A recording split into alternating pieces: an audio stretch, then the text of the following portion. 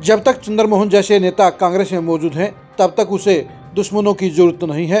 जब तक चंद्रमोहन जैसे नेता हैं तब तक बीजेपी को चिंता की कोई जरूरत नहीं है। और जब तक चंद्रमोहन जैसे नेता मौजूद हैं तब तक कांग्रेस की वापसी के कोई आसार नहीं है। नगर निगम चुनाव से पहले चंद्रमोहन ने अपनी पार्टी कांग्रेस के लिए बड़ा गड्ढा खोदने का काम कर दिया है। नमस्कार, मैं हूं कुलदीप सुरान। आज हम खरी खरी न्यूज़ में चर्चा करेंगे चंद्रमोहन के उस नेगेटिव काम की जिसके चलते नगर निगम चुनाव में कांग्रेस के लिए बड़ा नुकसान पैदा होने की आशंका साफ तौर पर नजर आ रही है।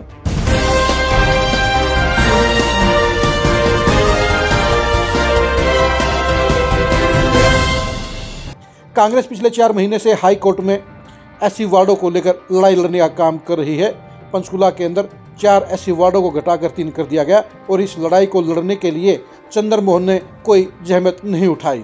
इस लड़ाई को रविंद्र रावल और उनके भाई नरेश रावल ने लड़ने का काम किया और इस लड़ाई के बदौलत ही कांग्रेस ये जंग जीत गई और इसका फायदा कांग्रेस को भी सीधा हुआ है।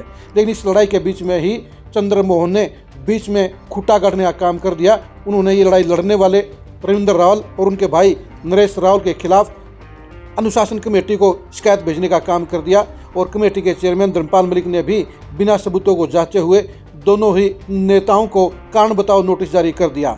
इन दोनों नेताओं के अलावा पूर्व की मेयर प्रत्याशी रही उपेंद्र कौर वालिया और उनके पति को भी कारण बताओ नोटिस जारी किया गया है।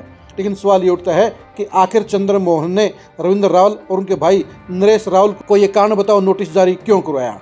आज की तारीख में रविंद्र रावल कांग्रेस की तरफ से मेयर पद के सबसे मजबूत प्रत्याशी हैं। उपेंद्र कौर वालिया तो 2020 में मेयर का चुनाव लड़ चुकी हैं। वो इस समय एक्टिव नहीं है। वो बड़ा चेहरा जरूरी है लेकिन वो अभी कांग्रेस का टिकट नहीं मांग रही हैं। ऐसे में कांग्रेस के सबसे एक्टिव चेहरे यानी रविंद्र रावल के खिलाफ जानबूझकर चंद्रमोहन ने ये कारण बताओ नोटिस जारी कराया है। कभी चंद्रमोहन के खासम खास रहे रविंद्र रावल अब उनकी आंखों में खटक रहे हैं और उन्हें निपटाना चाहते हैं। उन्हें इस बात का बखूबी एहसास है कि अगर रविंद्र रावल को मेयर की टिकट मिल गई तो यहाँ पर कांग्रेस चुनाव जीत जाएगी और अगर कांग्रेस चुनाव जीत गई तो फिर 2029 के चुनाव के लिए रविंद्र रावल कांग्रेस के विधायक के प्रत्याशी भी बन सकते हैं। और इसलिए कहीं ना कहीं चंद्रमोहन अभी से डर गए हैं और 2029 का अपना रास्ता साफ करने के लिए उन्होंने रविंद्र रावल के खिलाफ ये शिकायत कराने का काम किया है। सबसे बड़ी बात यह है कि चंद्रमोहन ने सौंपी गई शिकायत में रविंद्र रावल के खिलाफ आरोप तो जरूर लगाए हैं लेकिन आरोपों के समर्थन में कोई भी सबूत नहीं दिया है। और धर्मपाल मलिक ने भी पुरानी वफादारी का ख्याल रखते हुए बिना सबूतों को जांचे, बिना सबूत मांगे और बिना सबूत देखे उन्होंने सीधा कारण बताओ नोटिस जारी कर दिया है। यानी चंद्रमोहन को खुश करने के लिए धर्मपाल मलिक ने आंखें बंद करके ये नोटिस जारी करने का काम किया है। लेकिन इस नोटिस के आधार पर अगर कांग्रेस ने रविंद्र रावल के खिलाफ एक्शन ले लिया तो ये कांग्रेस के लिए सबसे बड़ा नुकसान होगा क्योंकि वो इंडिपेंडेंट चुनाव में लड़ जाएंगे और इस सारे प्रकरण में 50,000 से ज़्यादा पंजाबी वोटर बेहद खफा हैं और रविंद्र रावल के खिलाफ कार्रवाई होने पर ये सारे वोटर कांग्रेस के खिलाफ वोट देंगे। कांग्रेस की जमानत जब्त हो जाएगी और निर्दलीय चुनाव लड़कर भी रविंद्र रावल चुनाव जीतने का माहौल बना सकते हैं। यानी चंद्रमोहन ने अपने फायदे के लिए उन्होंने रविंद्र रावल को ये नोटिस जारी कराने का काम किया है और कांग्रेस को बड़ा नुकसान पहुँचाने का काम किया है। चंद्रमोहन खुद तो फील्ड में एक्टिव नहीं होते हैं, वो जनता की लड़ाई भी नहीं लड़ते हैं। अगर पंचकुला में जनता की लड़ाई कांग्रेस की तरफ से कोई लड़ता है तो वो रविंद्र रावल और नरेश रावल सबसे आगे हैं।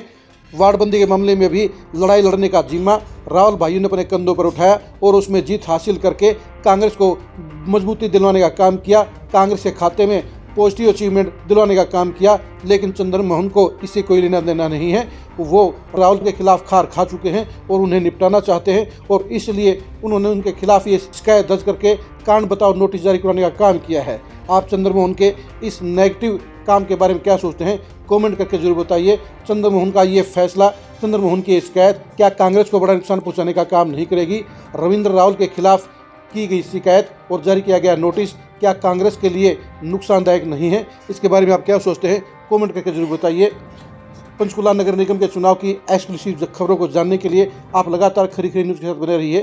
चंद्रमोहन के 2029 में सियासी भविष्य को जानने के लिए भी आप लगातार खरी खरी न्यूज़ के साथ बने रहिए। आप हमारे फेसबुक पेज को फॉलो कीजिए, आप हमारे यूट्यूब चैनल को सब्सक्राइब कीजिए। नमस्कार।